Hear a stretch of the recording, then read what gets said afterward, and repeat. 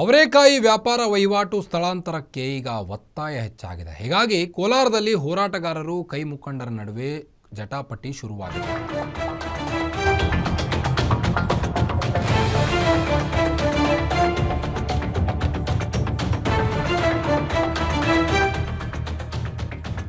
ಅವರೇಕಾಯಿ ವ್ಯಾಪಾರ ವಹಿವಾಟು ಸ್ಥಳಾಂತರಕ್ಕೆ ಒತ್ತಾಯಿಸಲಾಗ್ತಾ ಇದೆ.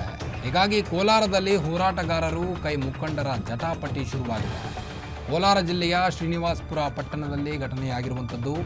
ವ್ಯಾಪಾರ ವಹಿವಾಟು ಸ್ಥಳಾಂತರಕ್ಕೆ ಒತ್ತಾಯಿಸಲಾಗಿದ್ದು, ಹೀಗಾಗಿ ಹೋರಾಟಗಾರರು ರೊಚ್ಚಿಗೆದ್ದಿದ್ದಾರೆ. ಕಾಂಗ್ರೆಸ್ ಮುಖಂಡರ ವಿರುದ್ಧ ಜಟಾಪಟಿ ಶುರುವಾಗಿದೆ. ಈಗ ಪಟ್ಟಣದ ಎಂಜಿ ರಸ್ತೆಯಿಂದ ಎಪಿಎಂಸಿಗೆ ವರ್ಗಾಯಿಸುವಂತೆ ಒತ್ತಾಯಿಸಲಾಗಿತ್ತು. ಹಲವು ವರ್ಷಗಳಿಂದ ನಿರಂತರವಾಗಿ ನಡೆಯುತ್ತಿರುವಂತಹ ಹೋರಾಟ ಇದು. ರೈತ ಹೋರಾಟಗಾರರಿಗೆ ಅವಾಚ್ಯ ಶಬ್ದಗಳಿಂದ ನಿಂದಿಸಿದ್ದಲ್ಲದೆ ಇದನ್ನು ಸ್ಥಳಾಂತರ ಮಾಡಲಿಕ್ಕೆ ಒತ್ತಾಯಿಸಿದ್ದಾರೆ. ಹೀಗಾಗಿ ರೈತರು ರೊಚ್ಚಿಗೆದ್ದು ಈಗ ಪ್ರತಿಭಟನೆಯನ್ನು ಶುರು ಮಾಡಿಕೊಂಡಿರುವಂಥದ್ದು. ಮಾಜಿ ಪುರಸಭೆ ಅಧ್ಯಕ್ಷ BL ಪ್ರಕಾಶ್ ವಿರುದ್ಧ ನಿಂದನೆಯ ಆರೋಪ ಕೇಳಿ ಬರ್ತಾ ಇದೆ.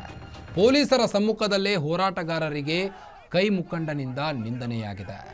ನೀವು ದೃಶ್ಯದಲ್ಲಿ ಗಮನಿಸಬಹುದು. ವ್ಯಾಪಾರ ವಹಿವಾಟು ಸ್ಥಳಾಂತರಕ್ಕೆ ಒತ್ತಾಯಿಸಿದ್ದ ಹಿನ್ನೆಲೆ ಈಗ ಯಾವ ರೀತಿ ತೀವ್ರತೆಯನ್ನು ಪಡೆದುಕೊಂಡಿದೆ ಆ ಒಂದು ಹೋರಾಟ ಅನ್ನೋದನ್ನು.